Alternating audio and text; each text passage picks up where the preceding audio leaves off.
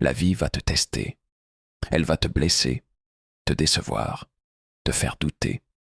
Et tu n'as pas toujours le contrôle sur ce qu'elle t'envoie. Mais tu as toujours le choix sur la manière dont tu réponds. C'est là que commence ta vraie force. Apprendre à se détacher émotionnellement. Ce n'est pas devenir froid, c'est devenir fort. C'est refuser d'être à la merci de chaque émotion, de chaque mot, de chaque situation. C'est ce que tu vas découvrir ici. 1. Quand la vie te secoue, apprends à tenir debout. Tu n'as pas choisi chaque épreuve que tu vis, les déceptions, les pertes, les moments de solitude. Ils arrivent sans prévenir. Mais ce que tu choisis à chaque instant, c'est la manière dont tu y fais face. Là est le vrai pouvoir. Maîtriser le détachement émotionnel, ce n'est pas renier ce que tu ressens. C'est oser affronter tes émotions sans qu'elles prennent le contrôle. C'est refuser de laisser une insulte ruiner ta journée ou une trahison te définir. C'est transformer le feu de la colère en carburant pour avancer. La vérité, c'est que beaucoup confondent détachement et froideur. Mais c'est tout l'inverse. Il s'agit de ressentir sans se noyer. Le détachement, c'est une force tranquille, une maturité intérieure qui dit « Je ne suis pas ce qui m'arrive, je suis ce que je choisis d'en faire ». Il ne s'agit pas de te couper du monde, mais d'arrêter de remettre ton bonheur entre ses mains. Si quelqu'un te rejette, ça ne veut pas dire que tu n'as pas de valeur. Si un rêve s'effondre, ça ne veut pas dire que tout est fini. Il faut apprendre à ne pas réagir à tout, à ne pas tout prendre personnellement. Parce que chaque fois que tu réagis, tu donnes ton pouvoir. Le détachement, c'est apprendre à respirer dans le chaos, à observer plutôt que de te laisser happer. C'est la voix de ceux qui veulent rester calmes dans la tempête, lucides dans le tumulte. Ce n'est pas une armure pour t'isoler, c'est une armure pour te libérer. 2. Ce que tu contrôles et ce que tu dois lâcher. Une grande part de ta souffrance vient d'un malentendu. Croire que tu peux tout contrôler.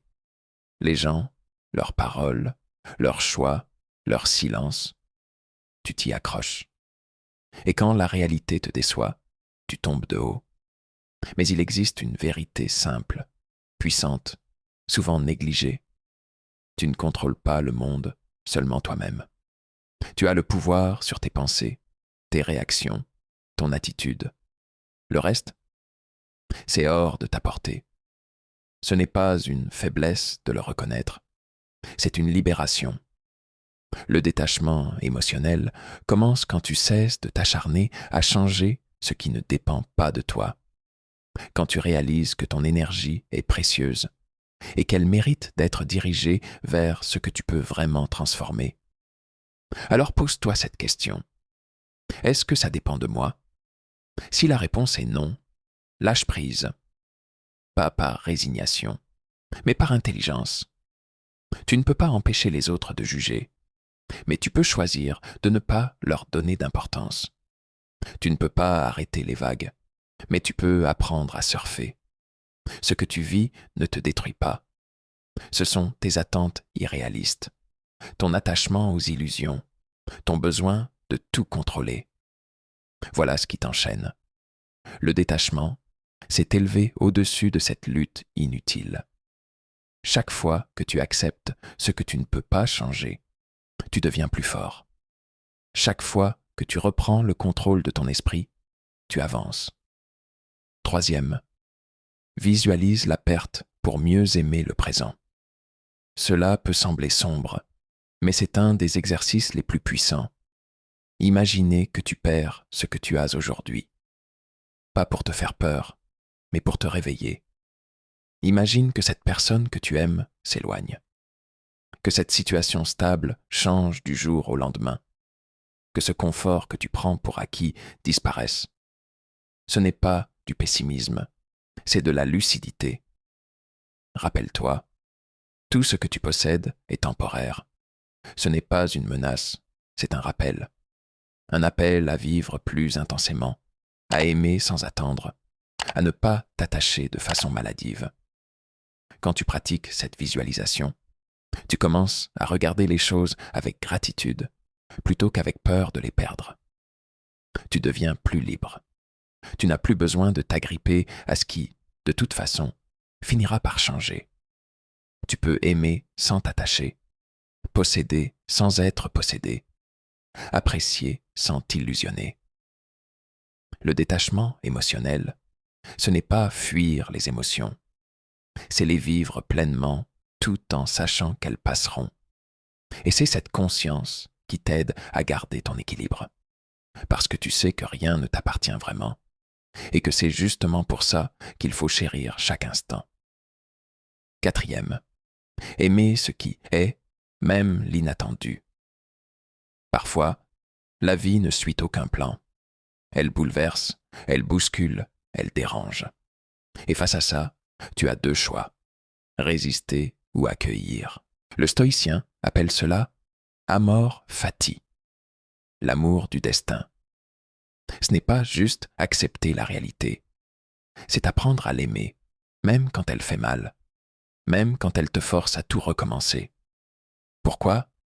Parce que tu comprends que chaque difficulté contient une leçon, que ce qui te met à genoux aujourd'hui peut te faire grandir demain, que l'inattendu, parfois, est un cadeau déguisé. Cela demande du courage. Aimer ce que tu n'as pas choisi. Voir dans la rupture une opportunité. Dans l'échec, une direction. Dans l'inconfort, une renaissance. Quand tu arrêtes de te battre contre la réalité, tu retrouves ta paix. Tu deviens capable de dire « Je ne voulais pas que cela arrive, mais maintenant que c'est là, je vais en faire quelque chose. » Le détachement émotionnel, c'est aussi ça. Ne pas attendre que tout soit parfait pour avancer. C'est faire la paix avec la vie telle qu'elle est et y puiser ta force. 5e, discipline mentale, la clé de ta liberté intérieure. Tu veux être libre? Commence par discipliner ton esprit.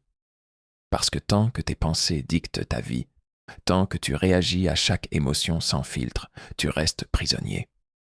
Le détachement émotionnel n'est pas un état passif. C'est un entraînement quotidien.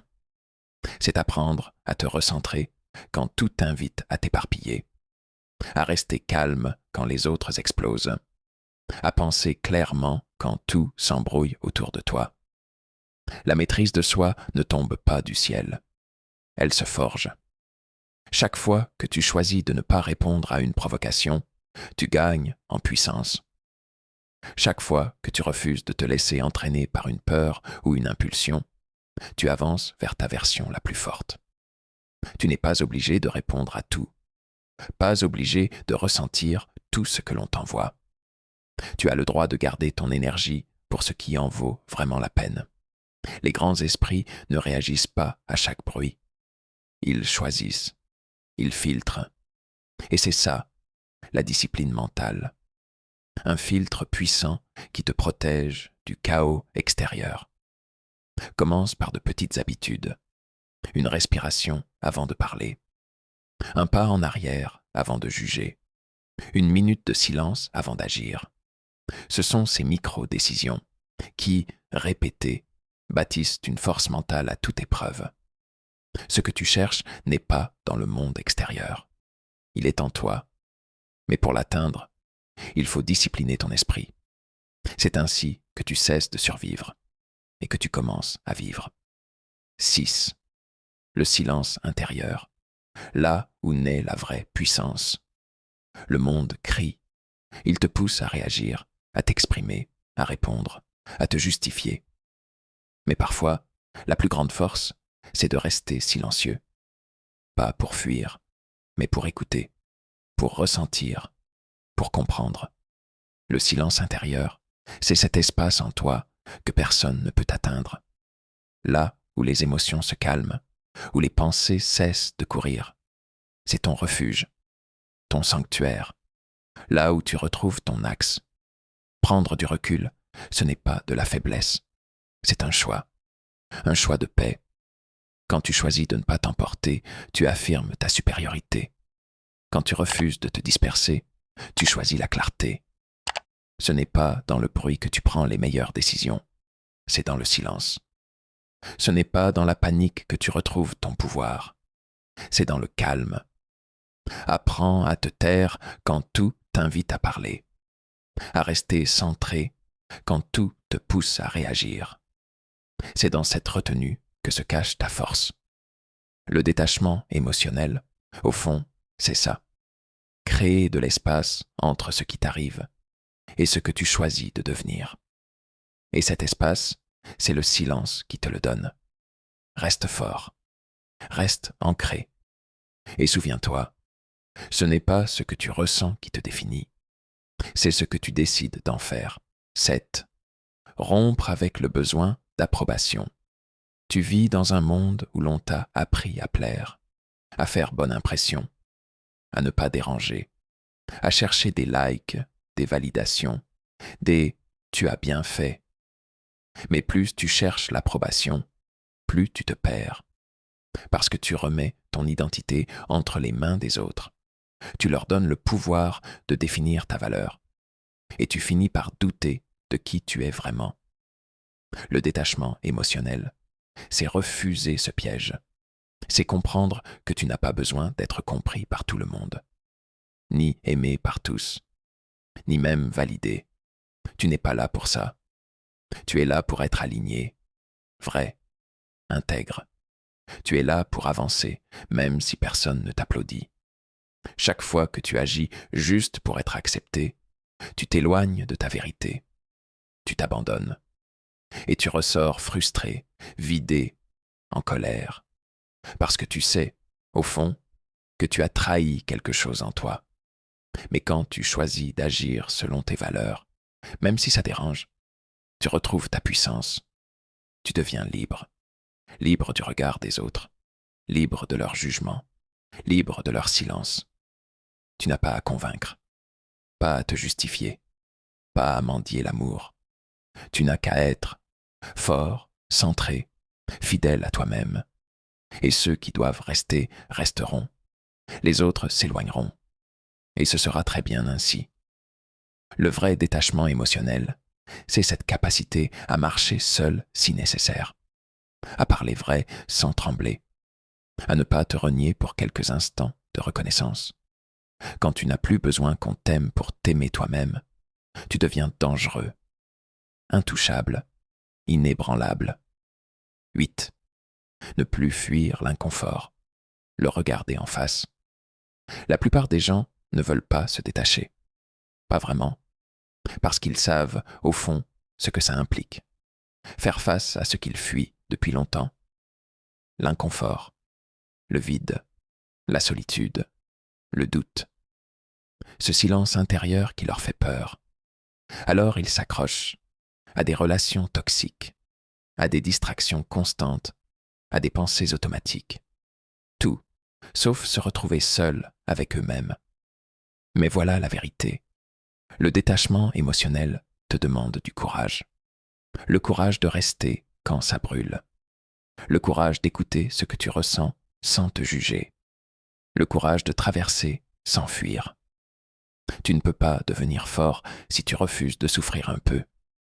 Si tu veux guérir, il faudra regarder la douleur en face, sans masque, sans filtre. Juste toi, face à ce qui t'empêche d'avancer. Et c'est dans cet inconfort que naît la transformation. Quand tu restes, quand tu ne cherches plus à éviter, quand tu acceptes de traverser, c'est là que tu découvres que ce vide n'est pas vide. Il est plein de réponses, plein de vérité, plein de lumière. Tu n'as pas besoin de t'anesthésier. Tu n'as pas besoin de tout contrôler. Tu as juste besoin de t'ancrer, d'accueillir, d'écouter. Et quand tu auras fait la paix avec l'inconfort, plus rien ne pourra vraiment te faire peur. Parce que tu sauras que tu peux traverser n'importe quoi sans t'écrouler. 9. Redéfinir la douleur. De fardeau à levier. La douleur fait partie de la vie. Elle est inévitable. Mais la souffrance, elle, est souvent un choix. Tu peux fuir ce qui te fait mal, ou tu peux lui donner un sens. Tu peux le laisser te briser, ou tu peux t'en servir pour te bâtir. Le détachement émotionnel, ce n'est pas l'absence de douleur. C'est la transformation de cette douleur. C'est comprendre qu'elle n'est pas là pour te punir, mais pour t'enseigner. Chaque blessure te parle. Chaque perte t'éveille.